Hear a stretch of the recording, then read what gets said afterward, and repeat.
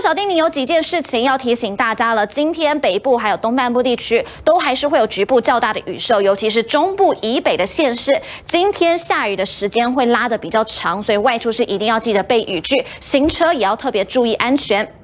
另外，就提醒北部地区的观众朋友，如果今天会比较晚回到家的话，也注意哦，可能要多带一件外套，因为今天晚上开始，北部的温度就要开始往下掉了。那么，以上就这一节气象资讯，让您出门游玩穿衣服有参考。好，再来我们看。